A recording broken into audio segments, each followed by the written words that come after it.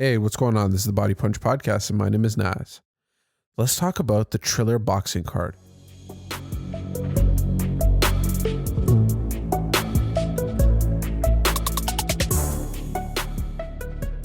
So, the top of this card, which was September the 11th, 2021, featured Evander Holyfield, regarded as one of the greatest to put on a pair of gloves in that division, faced off against one of MMA's greats, Vitor Belfort, known as the Phenom. He did some amazing stuff at the beginning of his career, being one of the early champions in MMA, not only in the UFC, but in other organizations as well, doing some amazing stuff. They both faced off in Florida, which was pushed from the original Los Angeles venue to Florida. And just to put all the cards on the table, this was done because Oscar De La Hoya, who was closer in age and around the same retirement time. Well, actually, Oscar retired a lot earlier than Vitor Belfort, but it was a little bit more realistic that these two could fight, and it would be a competitive fight between Oscar and Vitor Belfort. And when Evander Holyfield came in, they had to shift it to Florida. Now, Florida being a little bit more laxed in the way that they test out the fighters and allowing them to fight in their state, Florida allowed Evander Holyfield, who is in his advanced age of, I believe, 58. Yeah, 58. And far from his last official fight.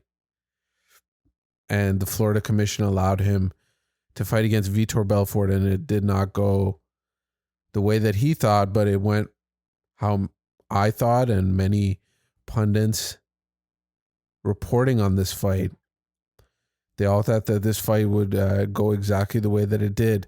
Now, it being in Florida, allowing the 58-year-old to fight and to be in this exhibition match was a real difficult thing to watch. And at the end of the fight, he looked like he wasn't, he still wanted to fight, which was unfortunate, and it's tough to see, especially one of the greats. Right after the fight, just to cleanse my palate a little bit, I watched some of the greatest knockouts that Evander Holyfield had, some of the greatest fights that he had. There's a bunch of stuff on YouTube. And honestly, that kind of brought back who this guy was, what he meant to the sport of boxing, and to see what he did or what happened to him when he fought against Vitor Belfort.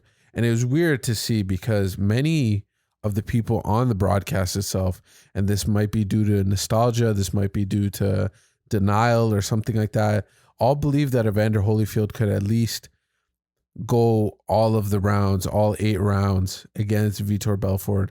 And I think many people who knew Vitor Belfort's career, who have watched him throughout the years to what he's done in the past, knew that he had the boxing capability, especially facing off against the 58-year-old, to defeat him. The style that Vitor Belfort used and established in the UFC and in mixed martial arts at the beginning of his career was a really boxing heavy style. Now, obviously, he used a lot of kicks. He was proficient in his Brazilian jiu-jitsu. But at the end of the day, I remember one of his first fights, he kept his shoes on and he really relied on his boxing. That was in one of his first fights. I believe that was the first fight. That was the fight that he came into the UFC, and people were calling him Victor at the time, when his name is actually Vitor, or, it might be pronounced differently in Brazil. But they were calling him Victor at the time, and he kept his shoes on and he really relied on his boxing capabilities. So we knew that he had the aptitude. We knew that he had the confidence, let alone the aptitude, to actually fight anybody that's that's trying to box him. But for a 58-year-old Evander Holyfield, for him to go in there, and especially with a lot of the interviews that were coming out before the fight, there's one with MMA Fighting where Mike Heck asked him a bunch of questions, and it seemed like he wasn't understanding the questions properly. He would just kind of riff off and say something else, and it was just incoherent, and it was hard to make sense of what Evander Holyfield was saying in that interview. And subsequent interviews after that and before that, especially the one after the fight, it was hard to tell what he was actually saying. And just to watch him train, and even when he was on the Joe Rogan podcast, I remember it was tough to hear him speak. And at the time, I believe that was a couple years ago that he made that appearance on the Joe Rogan podcast. But he was talking about making a comeback at the time that as well. And he was talking about facing Mike Tyson, and even the Mike Tyson fight. I think that even though they're closer in age, Mike has, drastically switched up the way that he, the way that in terms of his health and in terms of a lot of things in his life. And he looked really good against Roy Jones Jr. As as much as you can say when it comes to people in that age bracket fighting against each other, that they looked pretty good. I mean, there was an unsaid rule in that fight. And for Evander Holyfield, he'll have to come in if he wants to fight again, and which I do not advise, I do not condone. It's hard to watch, and honestly, we're going to talk about it later, but Anderson Silva versus Tito Ortiz, that was the main reason I watched this whole thing, and especially just to see what Donald Trump would say and what the rest of the commentators would say, and just to see how Triller is hanging on with the loss of Jake Paul, and with Teofimo Lopez, with that fight being postponed. I just wanted to see what Triller was going to put on September the 11th, which is a hard day to have any event, and it was just a tough time to watch, and it really helped that there was nothing else being played at the time in terms of fight sports. There was no boxing, there was no UFC, there was no Bellator, there was nothing major that was going on this weekend. And honestly, the fight itself, like I said, it was tough to watch. And Vitor Belfort, I could see it in his eyes. He was really going after Evander Holyfield. He really wanted to put him out. There was no respect, or, there's obviously respect outside of the ring, but sometimes you see it with fighters, and they come in there and they have this untold respect, and it's just in the back of their mind. They're like, oh my God, this is Evander Holyfield. This is Anderson Silva. This is whoever you want it to be. And they don't really go after that fighter as much as they're supposed to because of that respect that's given to them. But Vitor Belfort went in there and really put it on Evander Holyfield. And at the end of the fight, he was calling for Jake Paul. And we're going to talk about this later in the podcast, who I want to see. Do I want to see Anderson Silva or Vitor Belfort? But it was, especially with all it just looked like it was a money grab. It looked like they were being desperate at the end of the fight. I believe it's the owner and the co-owner, or some other people at the end of that, and they were really calling for Jake Paul to come back, and they had $30 million for a fight on Thanksgiving between Vitor Belfort and Jake Paul. There's no way that's happening. Jake Paul, I believe he's on a 2-fight deal, or he has a multi-fight deal with Showtime. He'll have to get his other fight done, and he'll have to find an opponent, and that's a very quick amount of time. It's very rapid pace, and it'd be a hard one to do. I don't think that fight's happening. Let's just talk about it now. Anderson Silva might not be the best person for Jake Paul to fight next. He seems like he's a much advanced level. He's 5 or 10 steps above Tyron Woodley when it comes to boxing. Anderson Silva is known as one of the greatest strikers of all time in MMA.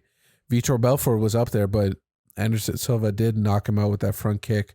That was obviously in MMA, but when it comes to the striking ability, Anderson Silva is a lot more well known in that in that part of his arsenal. Especially even when Anderson Silva went against the current champ in Israel Adesanya, that fight was kept on the feet. And with that fight being on the feet for so much of the time, the whole time in the fight, it was on the feet. And that allowed Anderson Silva to display his striking ability in that fight. Meaning that if it went to the ground, maybe something else would have happened. Obviously, I think Anderson Silva would have had the better Brazilian Jiu-Jitsu in that fight. But for Anderson Silva and Israel Adesanya to stand on the feet the whole time and to really go at it, it really showed that Anderson Silva is still at that level when it comes to striking. It shows that he's still one of the top strikers in MMA and one of the elite boxers in MMA. And I think that Israel Adesanya fight showed us, because he's the champion. He's really well known for his striking. Even though that fight was a little bit slow, it wasn't at the pace that we were hoping it would be. That fight really showed that Anderson Silva is still at the top of his game, even in his advanced age. So let's talk about the fight between Anderson Silva and Tito Ortiz. Anderson Silva defeats Tito Ortiz first round at 1 minute and 22 seconds. It looked like Anderson Silva was being Anderson Silva and really toying with his opponent before really executing on some finishing blows. I think he was just trying to test out Tito Ortiz and see where he was at. This fight was supposed to be at cruiserweight.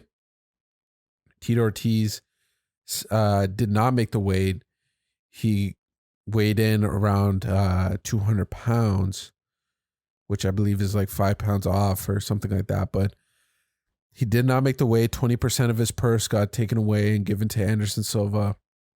And Anderson Silva just went against the ropes, went in that corner, waited for that one shot.